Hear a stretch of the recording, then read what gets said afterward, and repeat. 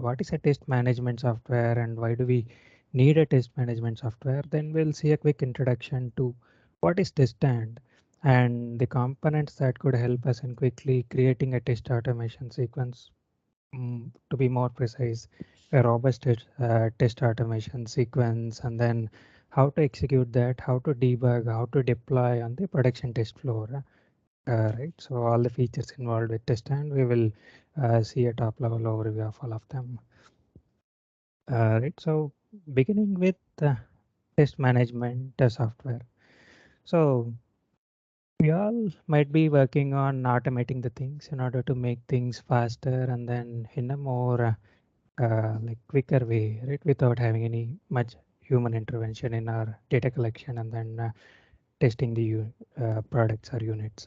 So we all might be well aware of a terminology called test management, sorry, test automated test system, like which is nothing but a system that helps us to automate the things by reducing all or some of the human tasks uh, by doing through programmatic way, right, running an application on a computer. So if we look in detail into any test automated test system, we will be able to categorize the set of activities or the set of components that will be associated with any automated test systems, right? If we just brainstorm for a couple of minutes and then maybe if we write them down in the paper, we might somewhat arrive at a solution which would be having these set of categories in them, right? Maybe there might be few more categories as well, but many of them will be converging into one of these categories that we are seeing on the left side of the screen, which will start from calibrating the instruments or DATs and maybe controlling the instruments, acquiring data, post-processing analysis, generating reports, deploying the code on the production test floor, or like anything, right, related to automating the things.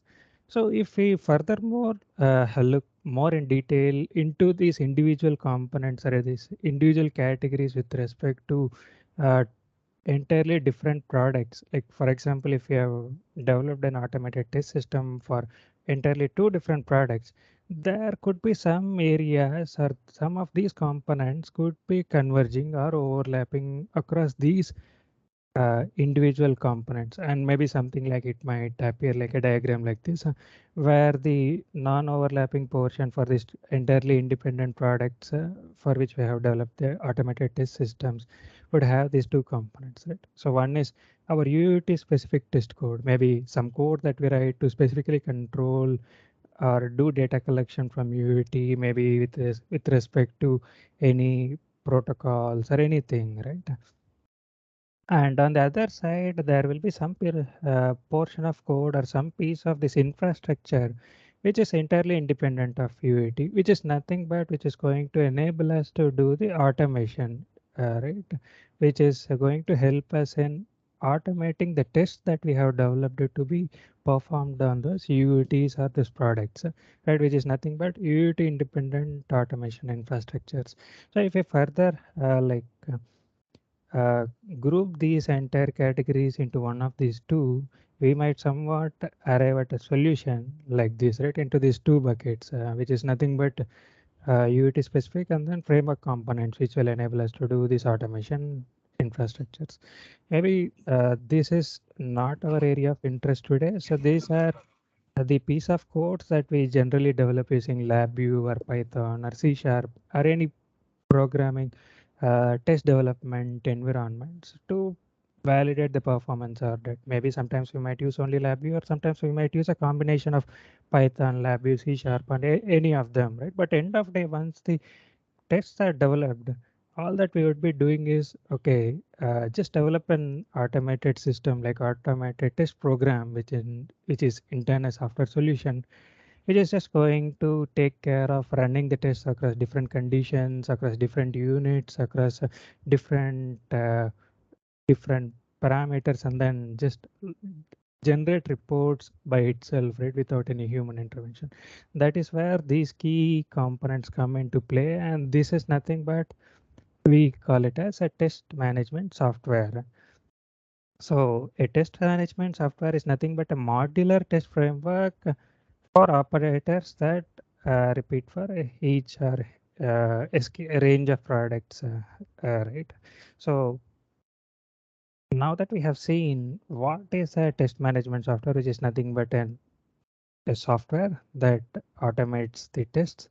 So we might be we might be able to develop a test management software in any application that we are good at, right? Maybe we can make use of LabVIEW.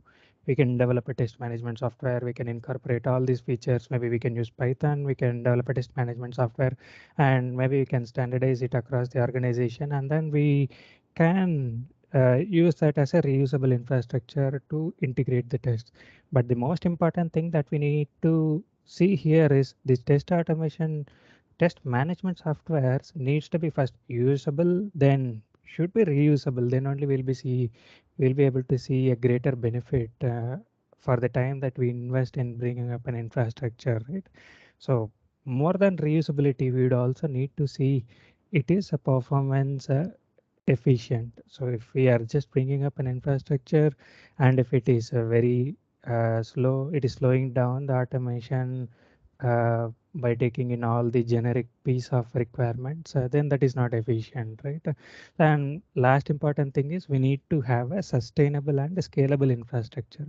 So taking all these things into account, NI has come up with an software solution a decade ago, which is nothing but a test stand. So TestStand is nothing but a simple but much efficient and robust test management software that helps us to quickly develop production test or validation systems.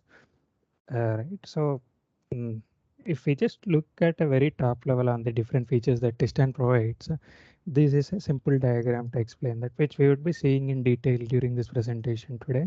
But yes, it covers starting from it provides a development environment to develop an automated program which calls all our test modules, and then it provides an operator interface so that the operators can use it to run the test on the production floor, and it provides a lot of inbuilt features like data logging, report generation, user management, parallel testing. For example, if you want to run a lot of data at different sockets and things, right? So a quick overview is present in this image. So let's jump one step ahead and then try to understand things much more in detail. But before we go into this one, I'd like to just highlight that TestStand is not like LabVIEW or Python. We don't need to write a piece of code. It's all about configuring things in a set of infrastructure which will allow or enable us to develop the automated test system programs. Right. So we can now start with different components of TestStand. So once we install TestStand in our PC to develop a test automation software, all that we would be getting in a very top level is a sequence editor, which is nothing but a simple tool which will enable us to create the program which will allow us to automate the things, right? Which will help us to execute and debug the automation infrastructures. And once we have developed the entire test program using test and sequence editor, we might be interested in executing that on the production floor or maybe a different infrastructures, right? So we would need a user interface in order to execute the test programs. Maybe if we are giving the developed programs from test stand to an operator or a technician, they might be needing a user interface, right? So that is also provided as a part of a test stand. So the third thing is, okay, now that we have two interfaces, one is sequence editor where developers can use to create the programs, and we have one more infrastructure for operators or technicians to execute the test programs, automated test programs developed using test stand. We need to push the code from this person to this infrastructure, right? That means we need to deploy the code. Right, so TestStand has an inbuilt deployment utility which helps us to wrap the things up along with all its dependencies and then provides different methods to deploy the things. We will see more in detail about that as we go ahead. And then final thing is a test stand engine. It is nothing but it is the core piece of test stand which we would not be seeing physically, but it is the entire backend layer which provides a set of application peripheral interfaces which allows the sequence editor to create, modify, execute the test automation programs as well as user interface to execute and debug the automation test programs, right? So any application, any programming language which has support to or access to ActiveX server can access the test and engine. So yes, these are basically four components. There will be few more components involved with respect to the framework piece of test and which we will see based on the interest of time in this meeting. But yes, knowing in detail about these four components will enable us to uh, develop an automation sequences and then deploy it on the production floor. That end-to-end cycle can be achieved by knowing these things. Right. So let's get started with the first component, which is sequence editor. Right. So to understand sequence editor, it's just a tool we have already seen, like in the previous slide, to develop an automation test program. Right. So it is nothing but it is going to generate a file which is going to help us in doing the automation. That file we call it as sequence file in TestStand, and it will have a file format called .seq. Right. So a sequence file, let's consider this big box as the sequence file, and what will that sequence file primarily contain is something we'll see. Maybe if we are already aware of Python or even like any programming language like C or anything, you can consider this as a simple .py file or .c file, right? A CPP file or something. So inside that file, sorry, let me go a step back. Yeah, so inside that file, we'll be basically developing a function, right? So similar to functions or procedures, we have something called the sequences in the sequence file in TestStand. So a single sequence file will contain multiple sequences. We can create multiple sequences, but the main sequence will be termed by the name main sequence. So which will have some parameters to which we can pass in data either by value or either by references. And if we look more in detail about what the sequence will contain, the sequence will contain three groups. Right, one is setup, main, and then a cleanup.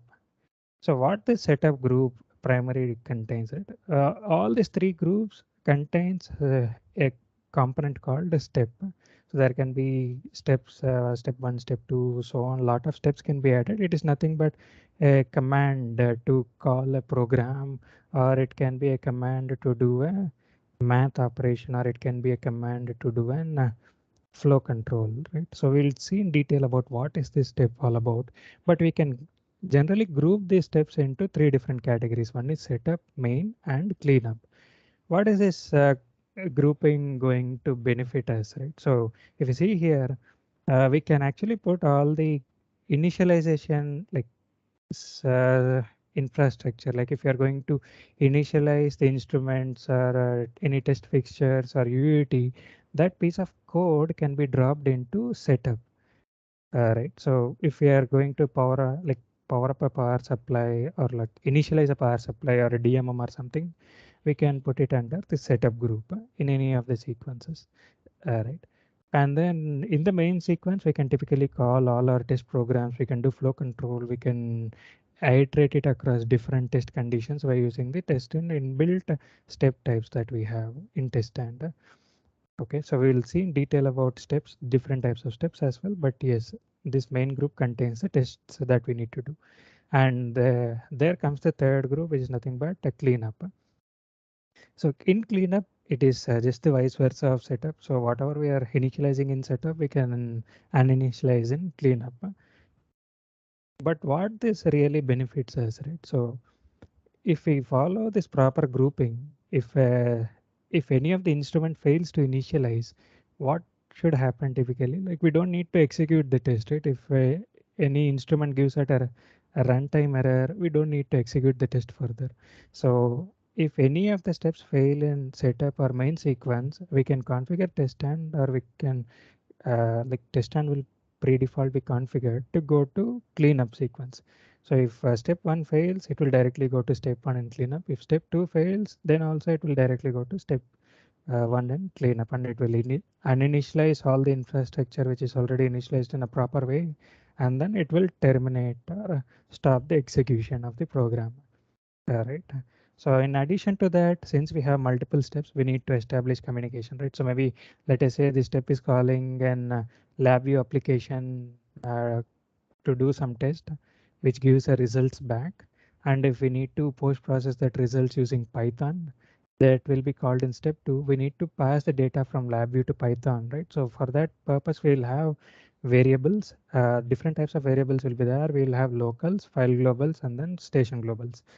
So locals, the scope is constrained to the sequence file. If we add a local to main sequence, the scope will be limited to main sequence, and it cannot be accessed from sequence 1, sequence 2. We can have any name for in place of sequence 1, sequence 2, and so on. Wherein if we want to share the data across different sequence files, we can create the variables like any string or numeric or boolean, or we can add even LabVIEW specific data types like waveforms, or we can custom create our own data types as well. Right. So those things can go into file globals, which needs scope across all the sequences in the sequence file. There is one more type of variables which is called station globals, which is very straightforward. So it is specific to the entire test station. If there is like two instances of test sequence, like if there are two test sequences, test and programs running in the same uh, uh, test station, or if we say like if we need to store some test station calibration coefficient or calibration date or some calibration information, those can be stored in station globals. So once the sequence executes, and if we store something in station globals, that gets retained, and then it will get saved to the file. So if some other sequence file starts to execute, and if it needs to check the calibration status of the instrument just by reading through this variable, it will still have access to the data written by previous some other sequence file, and it will be able to take steps accordingly. Right. So this is all about like the file format of a sequence file and different components involved in a sequence file. We will see more in detail about step, but I can say once we understand what that step does, we will be able to definitely create a test automation sequences using TestStand. Right. And then just to wrap up this topic, there is one more thing called a subsequence. Like we have created different sequences within a sequence file, right?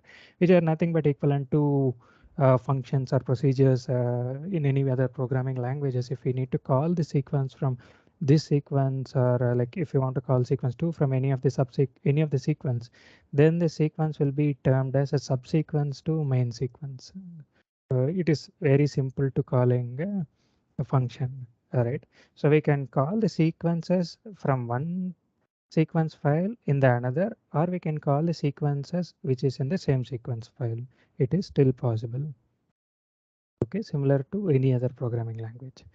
So now that we have seen, let me just go to the next slide. Yes, it is again having the same summary of text that we had in the previous slide. And one more last thing before we jump into application is to understand about how a step executes. So TestStand provides some infrastructure that will enable us to define whether the step has to execute or not. And after the step executes, if we need to take any necessary actions, what action to take. Right? So once we configure a LabVIEW code module, like if you want to call a RAM test on a like a motherboard or a CPU, like the step that we will use to call can be termed as a entire box, which is nothing but a single box in this sequence. Before calling the LabVIEW code module or any code module or any step in test, and before executing, it will have a precondition which will where we can define making use of these variables. Like any of these variables can be made used, and we can create an expression using an expression builder and TestStand. and we can derive a condition to say whether that step has to execute or not.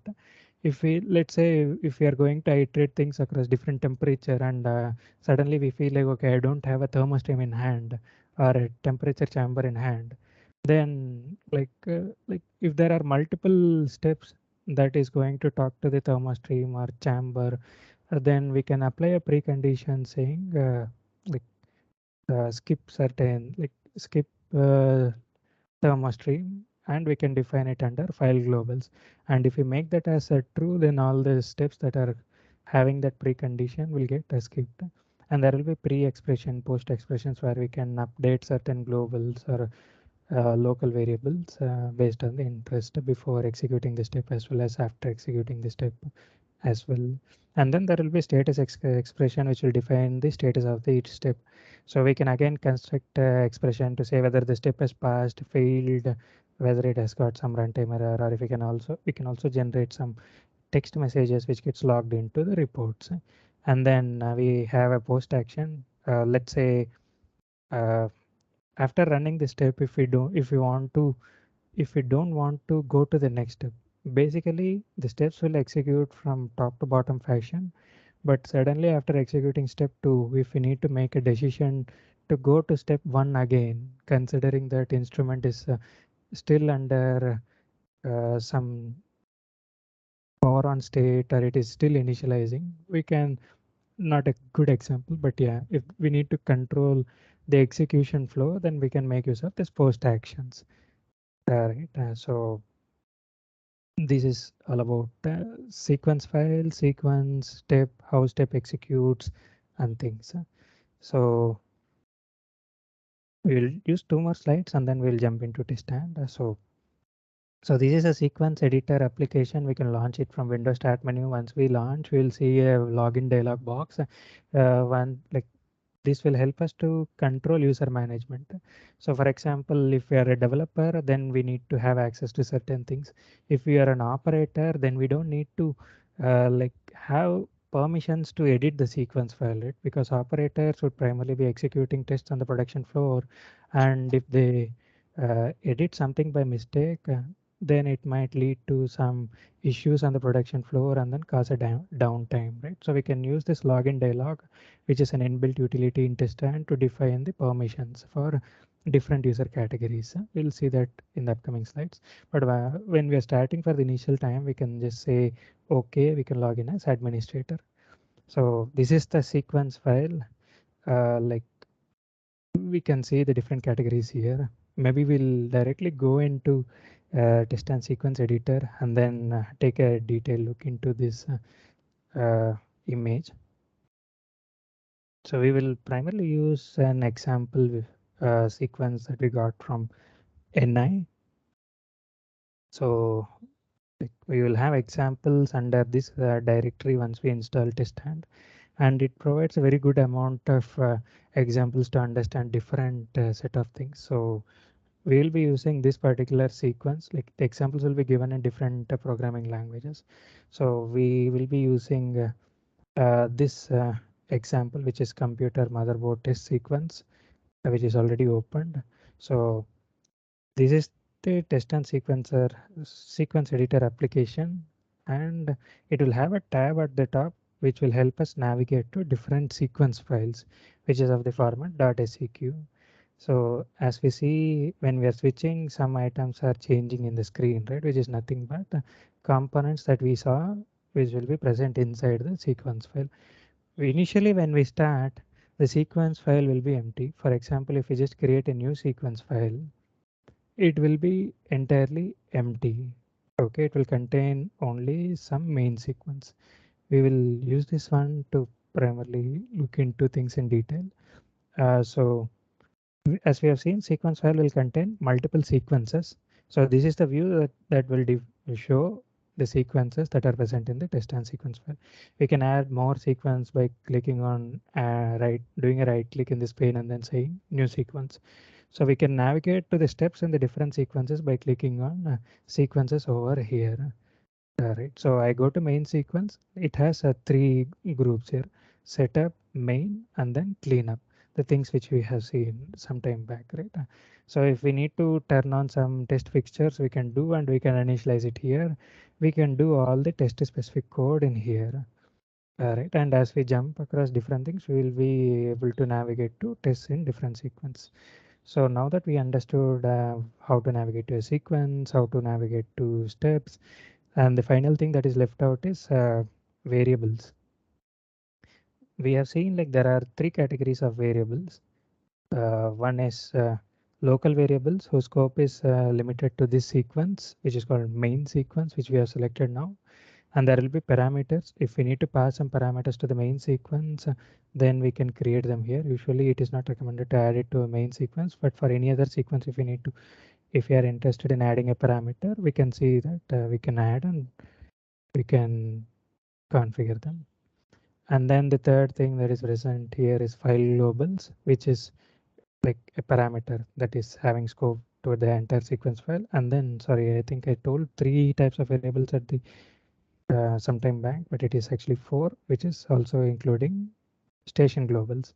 There are few more things which are basically a reference to step execution and sequence file, which we will not go in deeper in this meeting, in this presentation, but yes.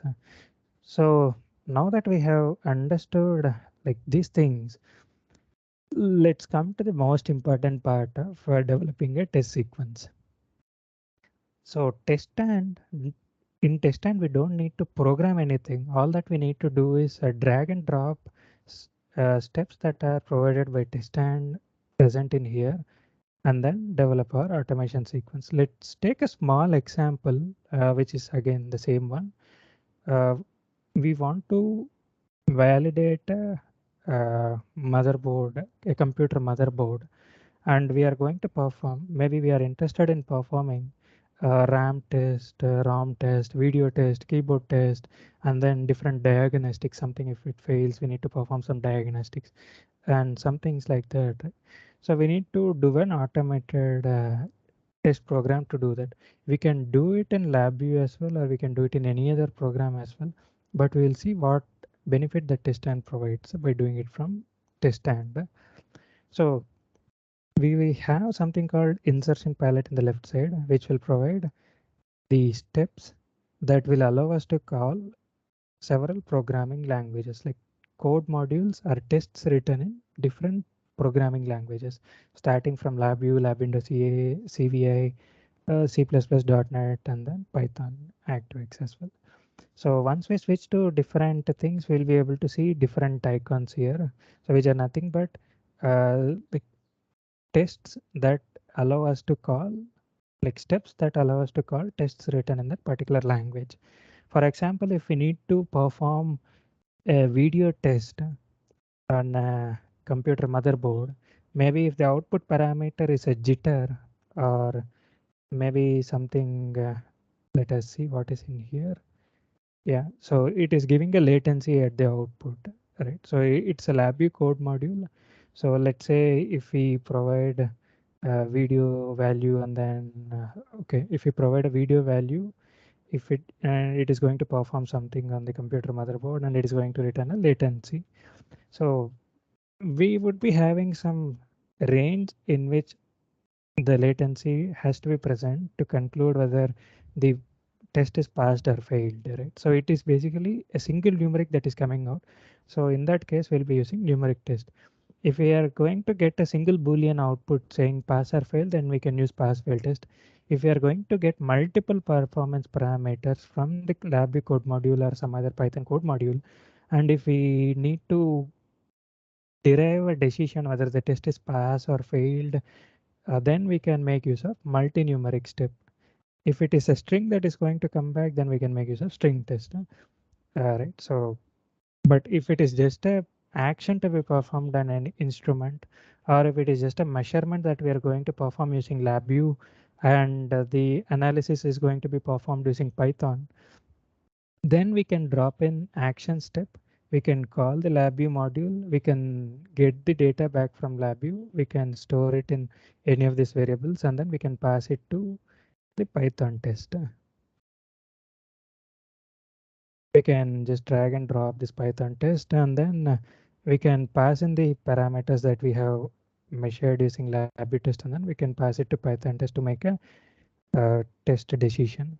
But let us see how this works, right? So all that we need to do is we just need to drag and drop this step here. So based on the step type, like LabVIEW or test and the adapter type, we'll be able to see settings at the bottom. We'll see something called modules tab where we can browse for the LabVIEW code VI, and then we can call it in this. We can double click, and then we'll be able to see the inputs which are present in the connector pane, and also the return types from the connector pane. So we can use the variables from here to pass the parameters to this VI. We can use the same variables to read back and then store the data. Right. So we can configure LabVIEW or any other programming language by making use of these tests. And then we can test, and also provides a lot of other steps, like if we need to give a pop-up, or if we need to add a condition, if condition, else condition, or if we need to add a for loop, and then if we need to run the same test across different conditions, all that we can do is we can just drag and drop this one, and then we can call in different steps and into these things between this for and then end. All right, so this way we can construct the entire automated program, and we can also group the common tests into sequences, and then call that sequence using this sequence call step, and we can specify which sequence we want to call.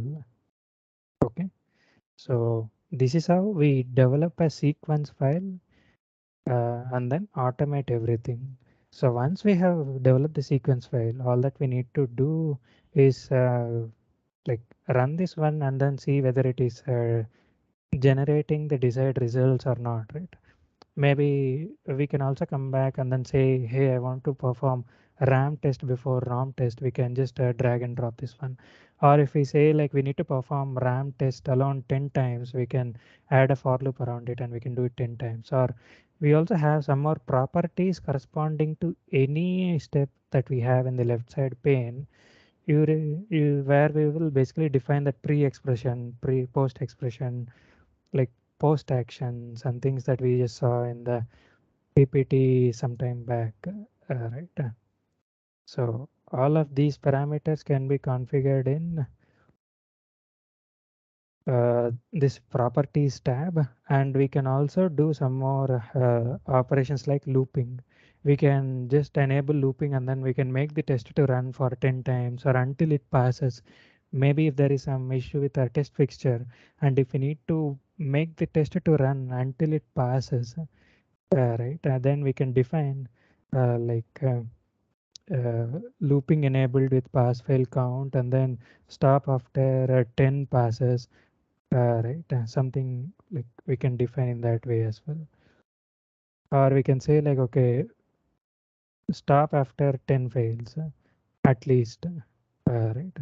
So in that way, we can define the inbuilt looping, and there are several other properties that we can explore through in this properties tab. So once we have defined all these things, all that we can do is just save the things.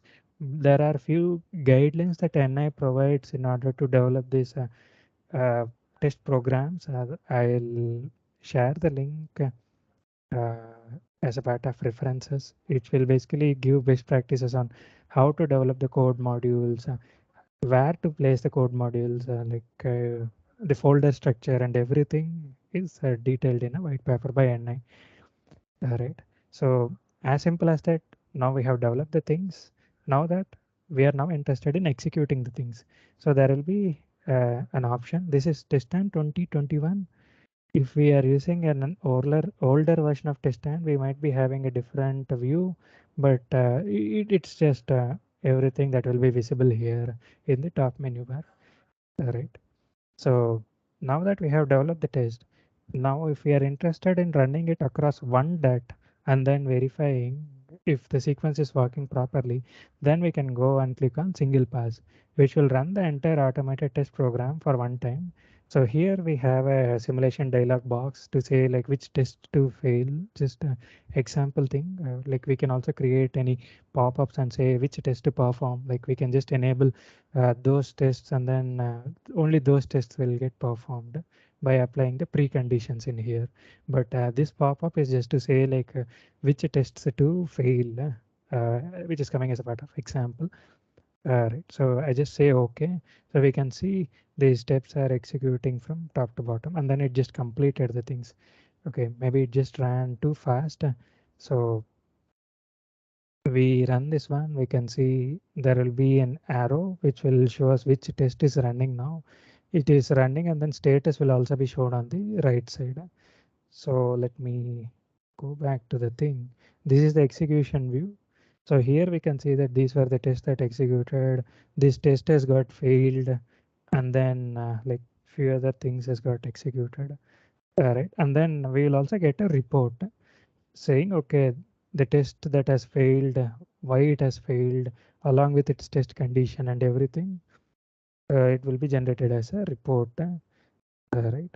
We'll come to the reporting types and things. Okay, but once we configure, like once we ensure like everything is proper, all that we can do is we can set up our test infrastructure, like the test platform. We can start running the same test across different UUTs by clicking on test UUTs, which will just run the things across different things. So it will ask a UUT lot number.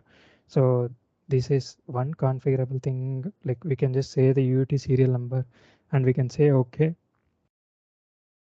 So it runs the tests across that UUT. It says test passed or failed. We can say now it asks for the next UUT number. We can enter 2 3 something and then we can say OK. And then we can run it across different UUTs.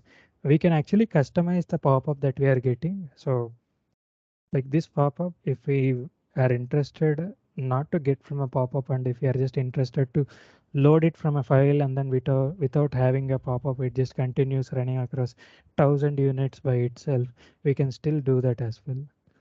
Right, so we can run the things in this way and then we can ensure tests are running properly. And once we have ensured things are running properly, we can also ensure our reports are generating properly. So in TestStand we have an inbuilt result processing utility which we can go from configure result options, result processing.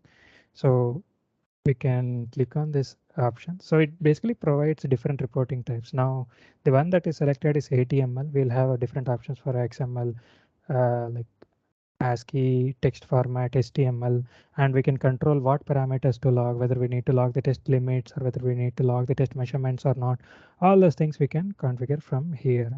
If we are interested in developing our own report processing utility, we are still allowed to do that.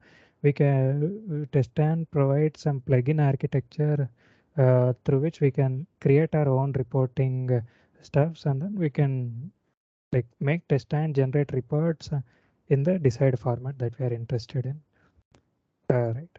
So this is how we generate a test sequence and automate that one. So once we just complete the entire test sequence development, then we might be interested in deploying it on the test floor. Right. So let me take next 5 minutes to cover that, and then maybe next 5 minutes to cover that, and then we can go for questions. So So yes, there is one more thing, user manager. So as we seen at the first, there is a pop-up that is coming to log in where we can enter our username and password. So TestStand basically provides 4 different user groups: operator, technician, developer, and administrator. We can control the privileges of for users by adding a user here. For example, let me show it here. So if I say control U, there is one operator added to my PC. That operator is assigned to a user group called operator. That means if the user logs in as an operator, he would not be able to edit the test sequence file that is present here. Now we are able to move the test, we are able to configure the tests and do certain operations, right? If it is operator, they would not be able to edit. So TestStand provides some categories like who can edit what kind of parameters through different groups. We can also control the privileges by editing these things. We can also create few more user groups, or we can override some of them as well. Okay, so now that we have created the user group, like we have added operator to the user group, we have developed the user things. Now let us see what is user interface. User interface is an utility that can be used by the test operators that will be present on the production test floor where we don't have LabVIEW, where we don't have TestStand, anything installed. Like generally on production floors, we would not be having application development environments, right? So we might primarily be having LabVIEW runtime. So we can make use of these user interfaces that is coming along with this stand, which will come in different programming languages, LabVIEW, Python. I don't think we have one in Python, but we have one in C Sharp, .NET, and different things. So this is an exe that by default comes with the test stand installation. It also comes with the source code.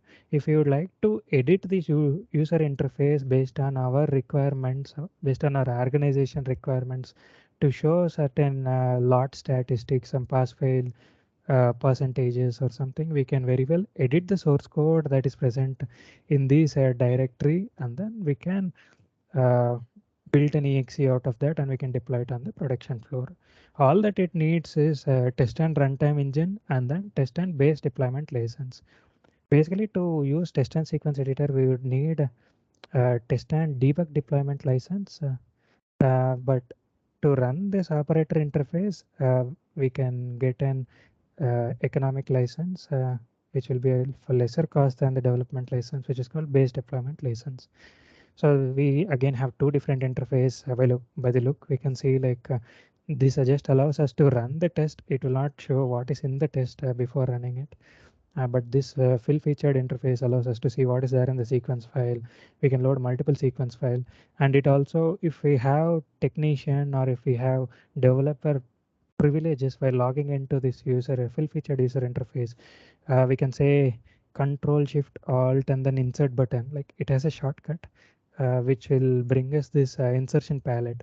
So if you want to develop debug something, or if you want to develop something which is not allowed to do from operator privileges, but if it is allowed, if you're logging in from developer thing, right, we can directly make some modification on the production test floor and then see why certain things are not working or why certain things are working fine, and then like ensure that code is working properly. Okay, so this is how operator will use. Now that we have seen how developer develops, how operator uses, we'll just quickly jump to the last utility, which is deployment utility. So before we just jump into deployment utility, all that we need to know is, okay, production test floor is generally not going to contain any of the development environments, right? So it is just going to contain a runtime environment. So we need to create a deployable installer or equivalent things which would contain test and runtime, definitely required. It would also require, if our test program, the LabVIEW code or Python code that we have developed is using a hardware drivers, we need to include that hardware drivers. We need to include the user interface that operates so that operator can execute the production testings on like production test floors. And then finally, the main thing, we need to deploy the test code, right? Which is sequence file, the code modules that we've developed, the limits, like we have configured certain limits in our test and sequence here, right? So we have configured a limit here. Let me just take you to the limits. So we have configured the limit saying greater than or equal to, there are different types, and then we have defined a low value, high value, right? So we can export that into a file and then we can import that at runtime as well. So we can have multiple limits that is allowed in test stand. So which is possible through export limits and import limits feature. So we can, we need to deploy all these things. So there are three ways of deploying. We can deploy it as an image, we can deploy it as an installer, we can deploy it as an package distribution, which is nothing but NI package manager, through NI package manager. So we don't need to do any manual work. We already have a tool inbuilt in TestStand, which is present in tools deploy test systems, which will help us in deploying the things. But before we deploy, we can just ensure our sequence is working fine in development, like in the development environment using runtime engines as well. Just by going to adapters, so we have different adapters, right? Different application languages support. We can go to any one of them, and then we would be seeing whether the code has to run in development mode or runtime mode, right?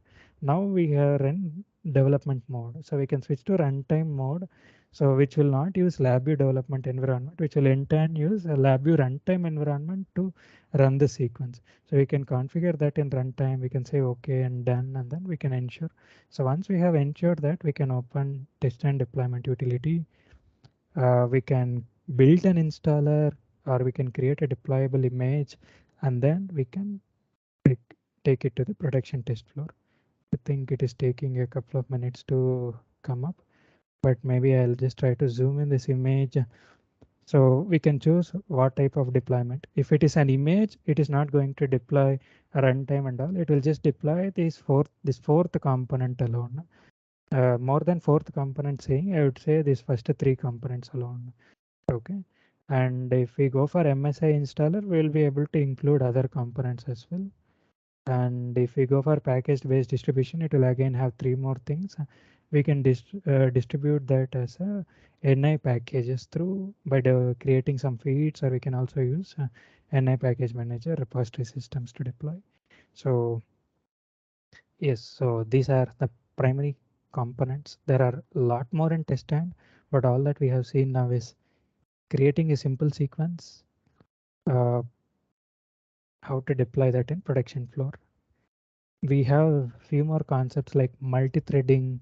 If we see into synchronization, it will allow us to do some threading synchronization and different side of operations. And we can also have this database connectivity. We have data streams through which we can create a looping across different conditions, and then we can export that into a CSV file, and then we have few more utilities as well. So these are called inbuilt step types in TestStand. We can create our own step types, and we can like do a lot of different operations using TestStand. So let me pause here for a moment, and then let me see if I have any questions.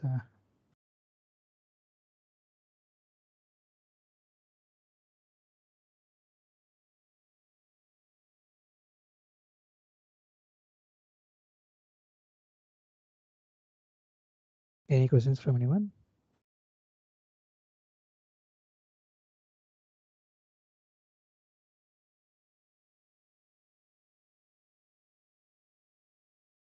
Hello, am I on the call? Yeah, we can hear you clearly. Okay, Yeah. sure. I just got a feeling that Yeah. sometimes these network issues comes in, right? So Yeah, great. So yeah, any questions to Pranay team? Any from anyone of you?